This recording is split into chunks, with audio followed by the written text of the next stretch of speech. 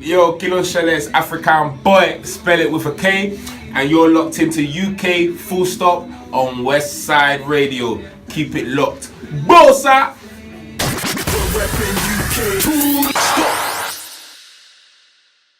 Yes, that was the sounds of Afrikan Boy, Kunte Kinte. Oh man, I hope you're loving the sounds of that. I love the vibe on that one, man. For sure. Appreciate it, man. Nah, it's a real good vibe, man. Boy. Afrobeats originator. Afrobeats originator. It's just... That's what we're going to call you today. So we are going to talk a little bit about, you as an artist and just kind of where you started. So first of all, like, it might be a bit of a cliche question, but for those who need to know, who is Afrikan Boy? For those who don't know, how you gonna search my name? I spell it with a K. Afrikan Boy, Olushola Ajose, that is my name. Yeah. I was made in Africa, born in the UK. One day I went to Lidl. Grew up on grime. Grew up eating eba before I came to school. Yeah. Sick. And what else can I say, man? There's so much stuff in the middle. Just been working my craft, man. Working the craft, putting in the work, and yeah. What else, man? Boy. All right. And your influence, like, we kind of like to talk a little bit about greatest to the latest. That's our slogan. Yeah. So if you can name a UK artist from the old school, or a UK act from the old school that really, really inspired you to maybe do what you're doing, or who you were just feeling, like, who would that be, or who would they be? From my childhood, it was very easy to pinpoint this. It will be, couldn't pinpoint one though, but it will be between like DWE, Kano, Dizzy Rascal, It's like, are you just Wiley. East. Yeah. You're just in East. But hold on. You know Chris what? Thank you, Chris. loves. Thank you, Chris. Wait, hold on. Because actually, there's a older, bigger influence that I always fail to acknowledge. Actually, so I'm really gonna thank you for this moment. Yeah. Back to my ends, South. Yeah. Was so solid. Because before, okay. No, but that's okay, that was the era for me. Yeah. Because for me, that was, and it's important to know. Obviously, the role So Solid played in terms of promoting the scene that that now is the scene that we know. So True. Yo, those tracks there, Oxide and Neutrino, the garage scene, actually, that's what I was more before into. grime. As a early teen. Before grime, that was what I was on. Like, yo, Bound for the Reload, So Solid's album, man, I was just, I was just like, wow, like, I didn't even really know they were from the UK. I was just like, wherever they're from, this stuff is hard. And then later on, what you call it, the I Love You, these tracks that I saw every morning before I went to school. LimeWire, Bear Share, having the influence of Bear Share. You get me? That was having the influence of downloading, Piper rhythm and all sorts of different rhythms, and Autopsy, which later on became the beat for Lidl. So those couple of names were my early influences. Yeah. Sick. And let's talk a little bit about just like your... Oh no, wait. We still got to do new school. How could I even leave that out? We can't forget the new school. You've been doing this for quite some time, innit? Like quite a few years. 10 years. Over 10 years, exactly. Yes. But you're still young, you know what I mean? So you're like, people kind of would put you in that fresh category. Yeah. People amongst so good. that, it's a blessing, man. I'm not a granddad though. Nah, black don't crack, man. You know what I mean? But unless you smoke it. True. I'm gonna use that still. So when you see, look, you got me forgetting. New school. So new school artists, who are you feeling? Is it anyone from your camp that you're like, yo, do you know what?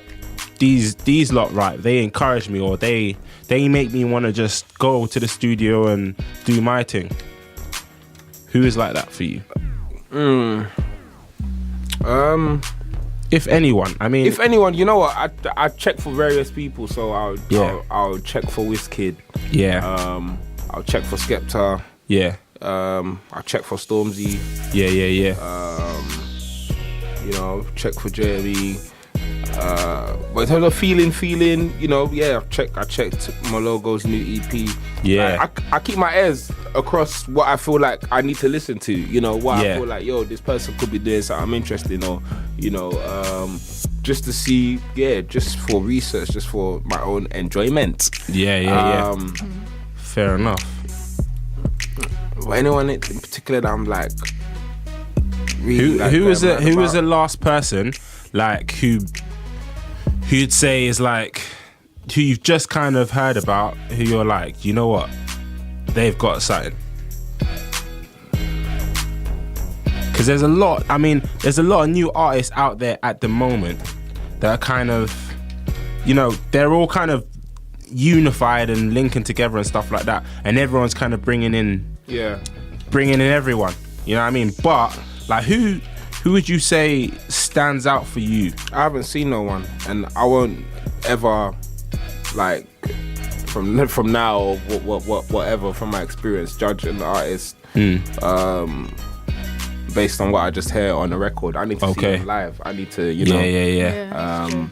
Very true. Yeah, man, have your sweat on my face from your performance. So, you know, I need to really feel you. I need to feel you. That's a grime rave. That's a grime rave. Yeah, I need to feel you. You know, whatever setting it is, you know, and if you can do that through the music, then you are the one. You get me? If I feel like I can connect with you through the sound alone, but other than that, I need to feel you, you know, and that's how I expect people to understand what the Afrikan Boy experience fully is about. So not until you come and see me live that you will be like, okay, no, he's not even like that or like that. That's a very good point, you know. Yes, and sometimes you hear a record, you see it live, and you're like, Sometimes you hear a record, you see it live, you're like, oh wow, that really, you know, the record was one thing, but seeing them live was makes you like it even more. Yeah, that's it.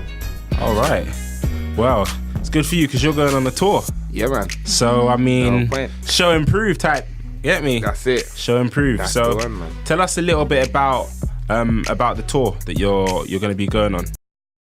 So, this is the second tour to commemorate the release of my first debut album. Yeah. It's bigger than the first tour. Yeah. That we had 12 months ago. So very thankful for that. We've got more dates. Yeah. And this tour is almost like a, you know, like when like no, I spoke about Christians a lot, but when like, you know, like missionaries happen, people like go out to like spread a word or, you know, talk about why everyone should be vaccinated with some unknown, you know, pharmaceuticals or whatever. So I feel like, you know, that's what going on tour is about. Yeah. You know, 10 years in the game, but you're still establishing and growing your fan base constantly. Constantly. You know, you're still reaching out. You know, some cities are like ghost towns in terms of people responding to seeing a poster of one. So it's about, you know, not to say that you won't eventually gain supporters, but you have to do that cultivation of the earth, you know, of the movement, to be able to see some things, you know, grow back. And of course, I guess you don't want fickle fans, really. Like no one really wants fickle fans, I suppose. No, not at all. But you know, don't watch that. When they're there, they're there. Yeah. When they're not there, you know, you want your, you know, you want the lean. You know, there's only gonna be fat. Fat's gonna come when you're eating good. Yeah, you know what I mean? When you're eating good, you're gonna put on some weight. You're gonna have that excess. And when things start to dry up, it's that lean muscle that's gonna get you through. You know, it's the communities, the supporters. Yeah, that's the ones. That's who I want. True. Yeah, man. True. Fair. So, tell people the name of the album for those who don't know. Well, the name of the album is The ABCD. Yeah. So I read it. Yeah, I read it, and I was like, so why did he name it that? And then it just made perfect sense. Yeah. It's pretty self-explanatory. I could be completely wrong. Yeah. But it is. Don't doubt yourself, man. The Afrikan Boy CD. Yeah, that's simple as that. Simple as that. Simple as that. Simple as that. You know, other people have said anybody can dance. Yeah. African beats cannot die.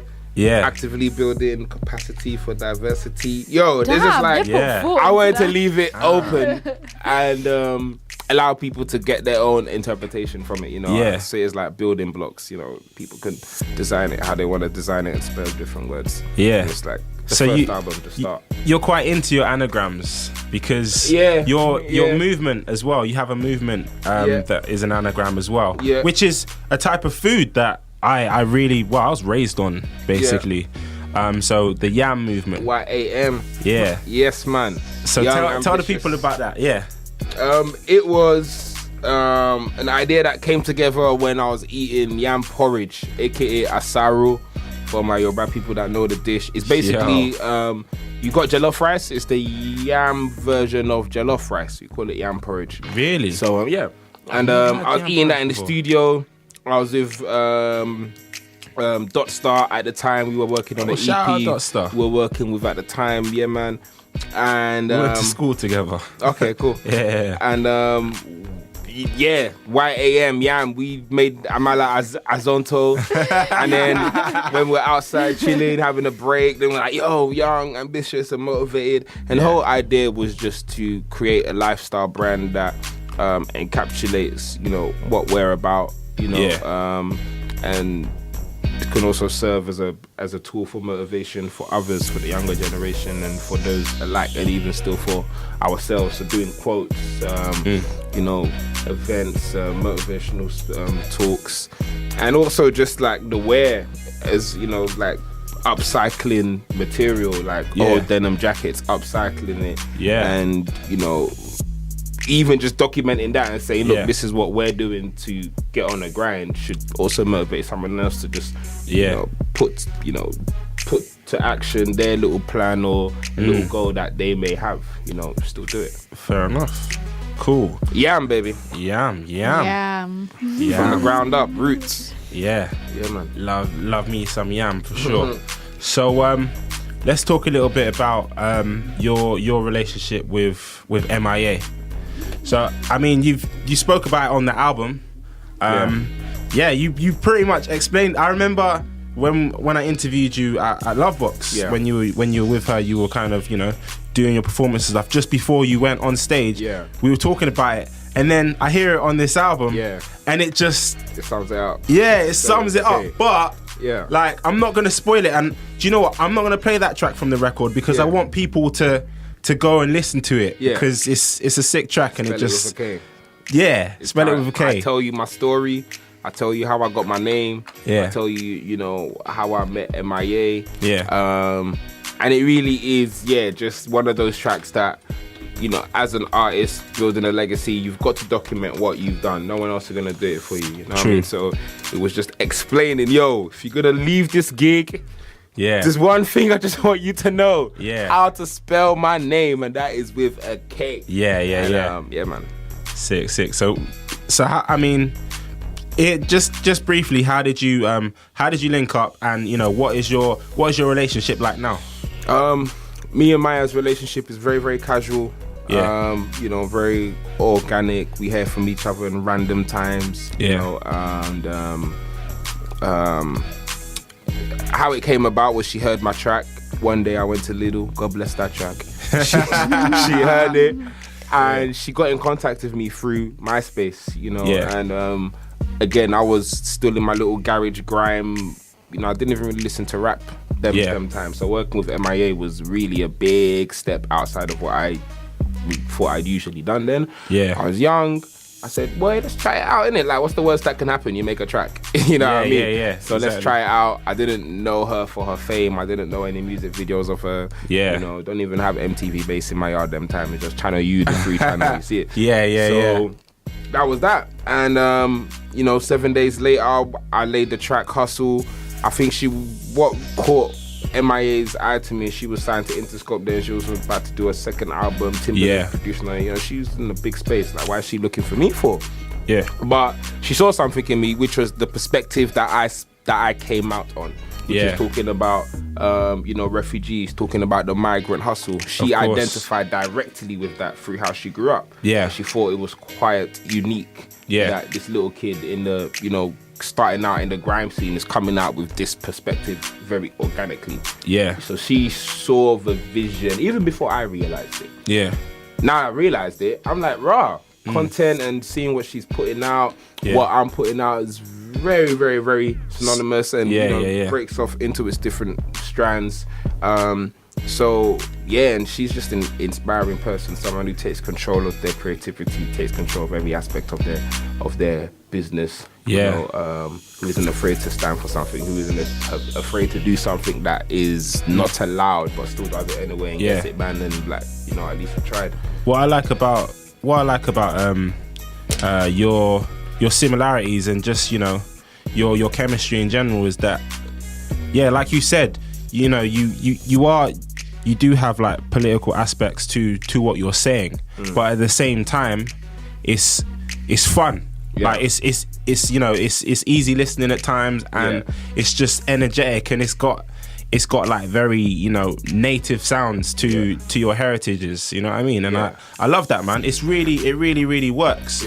So in terms of like a future collaboration, can we expect that now, or collaboration, if it happens, it will happen very organically, and I definitely want it to happen. I know the supporters and everybody wants it to happen. So when things are lined up and it's the right time, definitely, man. And if not, then that's what it is.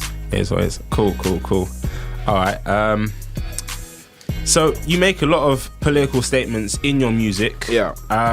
Sometimes you need to listen again and be like, wait, what did he say then? And you're like, right, okay, cool. I have to listen again and be like, what did I say then? Yeah. Nah, because I was listening to the album, and there's a lot of those subtle ones that are just kind of in there, to do with immigration, to do with borders and everything else, and it's just it's refreshing to hear that, and I think that the game is missing that, that aspect of things, because like half the scene is born here, but have ties elsewhere as well, and I love that you're kind of expressing that.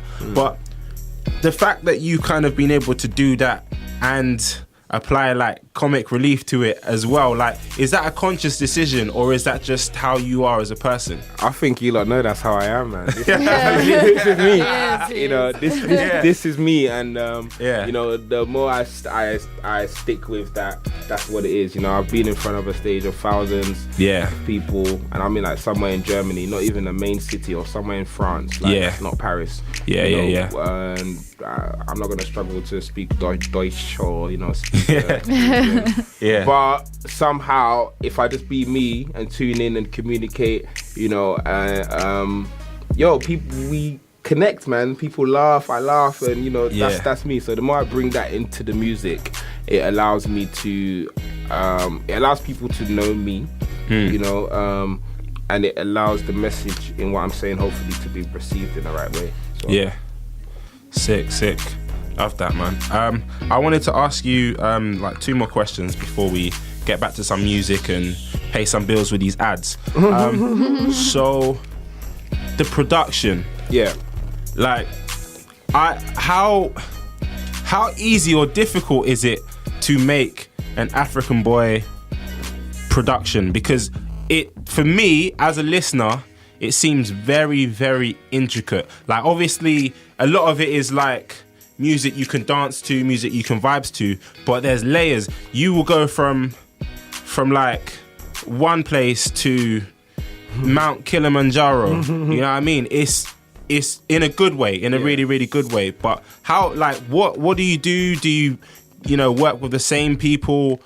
Are you very picky, or do you do your own production? Like, let the people know. If I tell you my secret, I must kill you. I knew he was going to respond with something like that. I knew it. There's different ways, it just depends where I'm at, what space I'm at. A lot of the productions from the album came from international waters, so like spell it with a K. I actually met the guy in South by Southwest in 2014. He was just on that's literally how I said it in the song. He was on the street, playing a drum machine. I freestyled to it. That the actual freestyle that I done, that I explained, that I took on my cameras on YouTube. Yeah. And I linked up with him. He's in LA. The track "Grab Your Bottles" featuring Lady Leshurr. That beat came from Canada. There's productions from Denmark there. There's UK, there's Niger. So I've always been someone that's working with people over the internet. I haven't even maybe met them in person, but we're just vibing through the music and vibing through professionalism and getting stuff out there because it benefits both parties.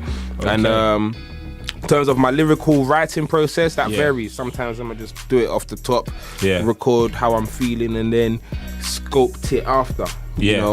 Sometimes it's more of a journal thing, and I flick back on things that I've wrote that fit a perspective. Sometimes I'm just directly inspired to go and write about a certain topic. Like I'm writing currently about the albino crisis that's happening in Tanzania.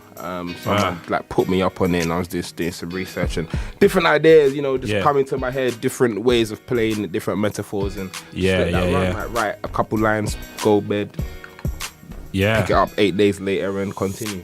Just let it be free.